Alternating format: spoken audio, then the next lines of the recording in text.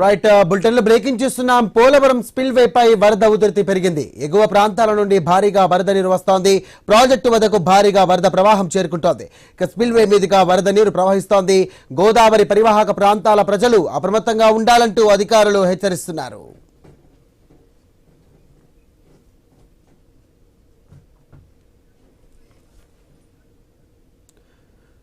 Right Polavaram spill వే వరద ఉధృతి పెరిగింది. ఇక ఎగువ ప్రాంతాల నుండి భారీగా వరద నీరు వస్తోంది. ప్రాజెక్టు వద్దకు భారీగా వరద ప్రవాహం చేరుకుంటుంది.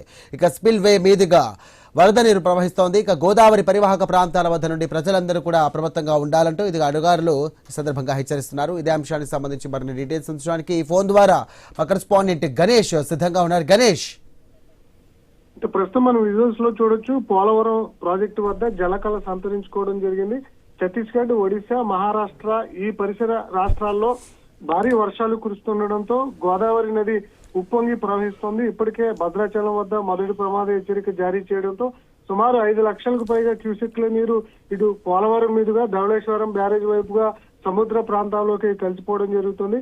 పోలవరం ప్రాజెక్టు నుంచి మనం అద్భుతమైనటువంటి దృశ్యాలు చూడొచ్చు. ఎందుకంటే ఆంధ్రప్రదేశ్ జీవనాడిగా పేరొందినటువంటి పోలవరం ప్రాజెక్టు ఎప్పుడు పూర్తవుతుందని చెప్పి అందరూ ఎదురు చూస్తున్నారు. అయితే ప్రస్తుతం భారీ స్థాయిలో వరద వస్తుండటంతో స్పిల్వే మీదుగా వరద నీటిని అంతటినీ కూడా దిగువ ప్రాంతానికి జలవనరుల శాఖ అధికారులు విడుదల చేస్తున్నారు. ప్రస్తుతం వరద ప్రవాహంతో పోలవరం స్పిల్వే మీద గోదావరి నీరు ఉప్పొంగి ప్రవహిస్తోంది. దీంతో గోదావరి పరివాహక ప్రాంతాల్లో ఉన్నటువంటి ప్రజలను అప్రమత్తంగా ఉండాలని చెప్పి అధికారులు ఆదేశాలు ఇచ్చారు. ముఖ్యంగా ఏదైతే బ్యాక్ వాటర్ ఏదైతే ఉందో ఆ బ్యాక్ వాటర్ వెనకాల ఉన్నటువంటి మండలాలను కూడా అధికారులు అలర్ట్ చేశారు. ముఖ్యంగా కోనవరం మండలంలో ఉదయ భాస్కర్ కాలనీ, కోనవరం, శబరి, కొత్తగూడెం, కొండ్రాడపేట ఈ ప్రాంతాల ప్రజలు అప్రమత్తంగా ఉండాలని చెప్పి ఆదేశించారు. అదేవిధంగా విఆర్పురం మండలంలో ఉన్నటువంటి ధర్మతాళ్లగూడెం, పెద్దపేట వీధి, వడ్డీ కాలనీ, రాజుపేట, చింతలరేవు, తుష్టివారిగూడెం, పత్తిపాక, రామవరం పంచాయతీలో ఉన్నటువంటి కొన్ని గ్రామాలతో పాటు చింతూరు మండలంలో ఉన్నటువంటి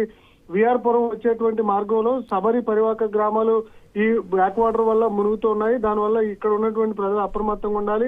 అదేవిధంగా ఎటపాక మండలంలో ఉన్నటువంటి తోటపల్లి, దేవీపేట, నెల్లిపాక వాగుల్లో వరద నీరు క్రమంగా పెరుగుతోంది. ఇదే క్రమంలో గోదావరి ఈ పరివాహక ప్రాంతంలో ఉన్నటువంటి ప్రజలు అప్రమత్తంగా ఉండాలని చెప్తున్నారు. ప్రస్తుతానికి చింతూరు, కోనవరం, వరద రామచంద్రపురంతో పాటు ఎటపాక మండలాల్లో కంట్రోల్ రూమ్ ఏర్పాటు చేశారు. ఎలాంటి ఇబ్బంది ఉన్నా కూడా అధికారులు సంప్రదించాలని చెప్పి ఆదేశాలు అయితే ఇచ్చారు.